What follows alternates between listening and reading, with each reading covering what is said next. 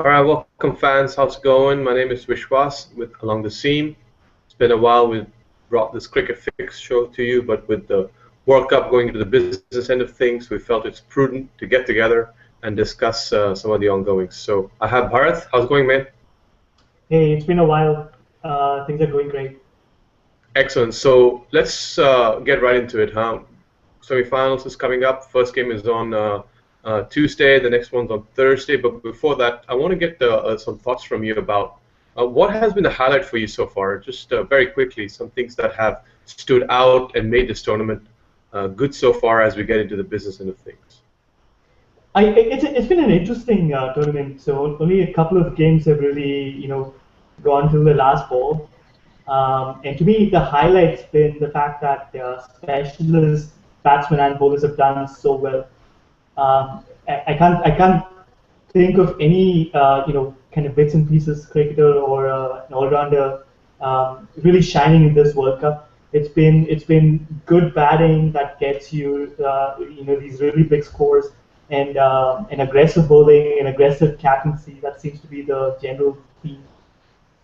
And this kind of definitely stands out from the last World Cup in that sense because if you remember, Yuvraj Singh, for example, is this classic. He isn't a go-to bowler in normal circumstances, but he was kind of the standout bowler last time. So we don't have anybody like that this time. There's two things there that I want to point out that you brought up. So equal balance between the batting and bowling. So if you look at the number of bowlers who've taken 15 wickets or more, I think we almost have 5 or 6 bowlers now. And second thing, there's a lot of runs that have been scored, but lots of wickets have been taken. Do you think that the small grounds and the good tracks in New Zealand and Australia are contributing to sort of this balance not being either one or the other, but kind of being steady? I agree. And to add to that, I think also the two new balls and the general rules made it interesting. A lot of wickets falling during the power play, for example, which is now kind of mandatory to take before the 35th over. So these changes have been there is this better battle between bat and ball. But on the other hand, you also see really, really one-sided battles. So the batsmen have typically done really well. The bowlers have done great. It's just not doesn't seem to have enough exciting games in that sense where both teams are competitive till the end. Yeah, just today I was reading, for example, that one of the things that someone like Sri Lanka got wrong was that they went with lots of bits and pieces cricketers, only a couple of batsmen, a couple of regular bowlers. But like you said, it has the rules have changed, huh?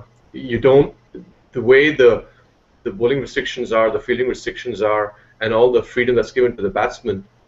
You actually need genuine batsmen and genuine bowler, and perhaps only have a place for a single all-rounder. So it gives a good example in that summary that was on Cricinfo for how Pakistan, someone like Sri Lanka did.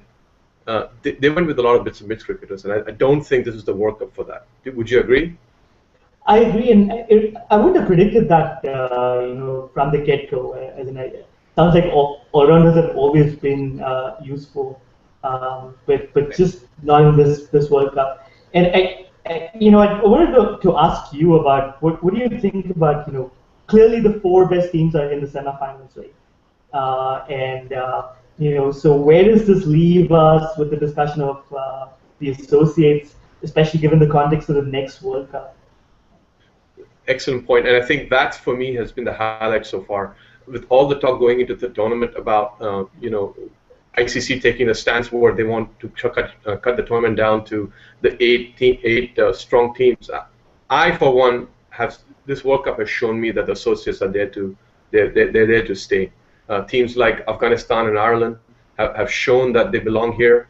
Zimbabwe did well. I think Scotland, if anyone, was probably the only team that had a lot of room for improvement, and so is the UAE. The UAE came up. This is the first time in a global tournament. Yeah, they played back in the '96, but really had nothing to show for then. But right now, I think they came out well. That for me is a big statement. Saying and taking the stance that these teams do not belong in the big tournament is completely wrong. The game needs this. The game has to grow. This is like saying the FIFA World Cup or the Olympics. Well, we will not take the players who are not good just because we don't want to grow the game. So for me, we've got to be smart about this. We need these countries. We need these countries to improve the game, not only from in terms of revenue, but really how can we grow this is by the kids, right? So we want to grow it ground up, and that's the way to do it. And I fear that by doing that, we're shunning these teams and we're shunning these countries and saying, no, you can't play. Well, that's just wrong. And on the level that we saw, Ireland came up prepared. They beat West Indies. Bangladesh did well. So even though Bangladesh is a full is not an associate anymore, but Bangladesh were there 8 years ago. See where they've come to, and I completely think that the other teams will be there soon, if not if not very soon. Yeah, especially given the fact that cricket is only growing in the big three, Australia, England, and India. And for the other nations, there've been all kinds of issues with respect to finances, and they've become really dependent on the big three, who seem to be determining policy for the most part. So I think growth is really necessary. So I'm not sure teams like West Indies and Zimbabwe and Sri Lanka, just don't have the money power to, I think, sustain this for a really long time, unless they get more support. Absolutely right, and I think we've got to be smart. We cannot just think about it from a money point of view. We've got to think growth. People think that with money we'll get growth, but I think it's the other way around. We've got to grow the game. We've got to globalize it. We've got to get to the grassroots in not only the big countries but also some of the smaller countries, and then we will see that in the future.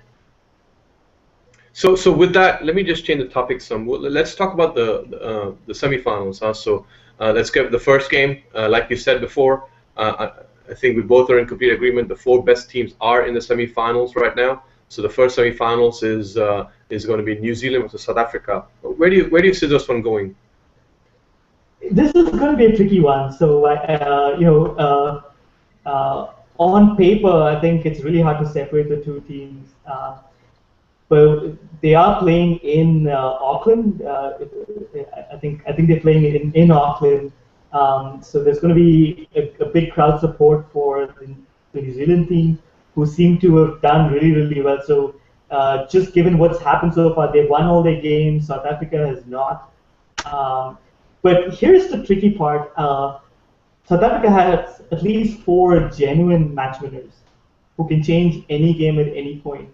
So I would say if everything goes per plan, and these 4 match winners, A.D. de Villiers or Dale Steyn, for example, they don't come up with this superb performance, I see it going New Zealand's way, just given the strength of their batting and bowling that they've displayed in this particular World Cup. For me, this is a classic case of a completely 50-50 game. It can turn one way or the other. I'm leaning towards New Zealand just because of the home support. They showed by keeping wickets in hand, for example, in the quarterfinals game, that they can just take the game away from their opponents. Granted, it was West Indies. Granted, South Africa is a better bowling unit, but they are loaded as well, and no one better than them to understand their conditions and take those grounds, smaller grounds, relatively smaller grounds than South Africa is used to, and just make hay of it. South Africa, of course, have, like you correctly mentioned, lots of match winners. The key is going to be those last 10, 12 overs. Who can get more runs in those last 10, 15 overs when they're batting? If New Zealand can come good, keep those runs down on South Africa's batting, or vice versa, it's going to be an extremely close game. So what do you think about the C word that's hanging on South Africa? Have they overcome it in the sense, because they've already...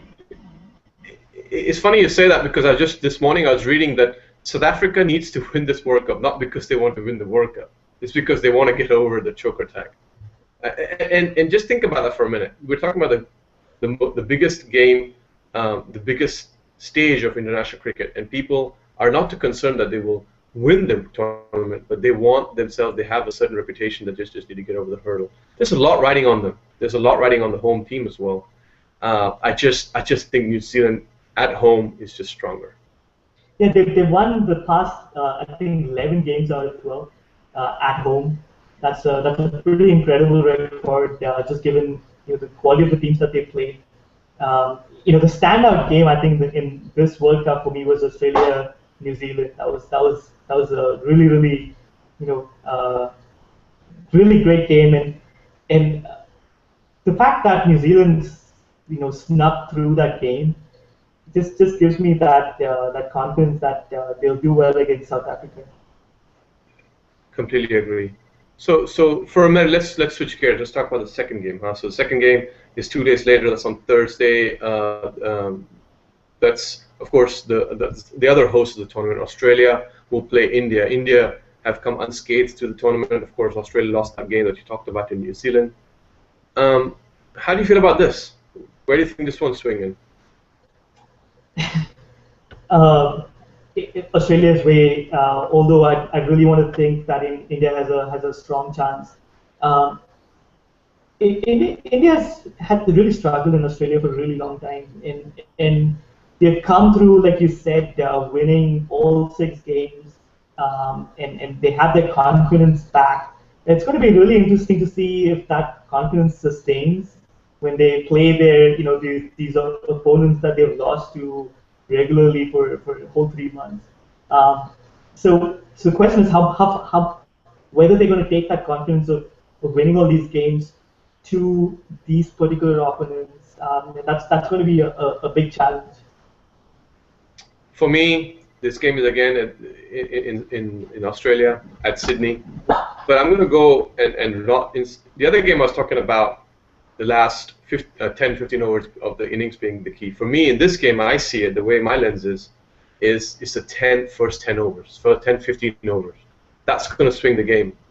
India bowls well, comes out, bowls well, gets some early wickets, gets the Finches and the Warners out early. Steve Smith has just shown that he's back in form and playing really well, form of his life. But it's really the Warner for me. If India can get him early, they have a chance. On the other hand, this good bowling attack, which has now taken all 10 wickets in every game they've played, come out, lose, let the game get away from them for the first 10, 15 overs. I'm afraid it's going to be a long road back. And if India bats first, if India bats first, it's the same thing. Really, India can keep wickets in hand. India have kind of not, if you notice, they haven't gone out to that big starts. They haven't gotten those hundreds in first 10 overs. They've kind of kept their all their pawns with them, They've tried to keep the wickets in hand, not lose that early wicket, and that's the key. Is if they can somehow get a good opening partnership, let the Rainas and the Dhonis and the Rahanes get to set the middle order some, they can really take the game to the end. Again, a close one to call. India just cannot get over this voodoo against Australia in Australia. I'm going to lean toward Australia in this one. But isn't it? I mean, isn't Sydney the best place for India to do that challenge finally to get over that hurdle? Would you think India should bat first or bowl? I think if India wins the toss, they should bat first, get 300, 320, and then just come and bowl this team out. So my prediction is that they'll do that, and it's going to be a really tight game, and there's going to be some big hitting that will tilt it in Australia's favor. So far, India's done great in terms of bowling, but nobody's attacked their bowling so far. I mean, they've had the luxury of really big targets set by the batsman, creating that pressure automatically. So now the pressure is going to be on the bowlers. That's going to be interesting to see how they sustain that. So I hope it goes India's way, but my personal bias. But it looks like New Zealand, Australia. Somebody mentioned this 2011. South Africa, India were hosts. Sri Lanka and India were hosts and ended up playing the final. So it might be interesting to see if the same thing happens this time around. Excellent. Perfect. That it's funny you said that. I never thought about it that way. But there you go, fans. Both of us here picked New Zealand in the first game against South Africa, and we picked Australia in the second game against India. We'll talk more a little bit before the final, Bharat, but I think it's a good place to leave it. Thank you for your time today, and let's go and enjoy these 2 games. Have a good one, folks. Please be sure to follow Along the Scene. Our Twitter handle is @AlongTheScene, and we're on Facebook. Please be sure to like our page. I'll say goodbye now, Bharat. Thank you. Bye.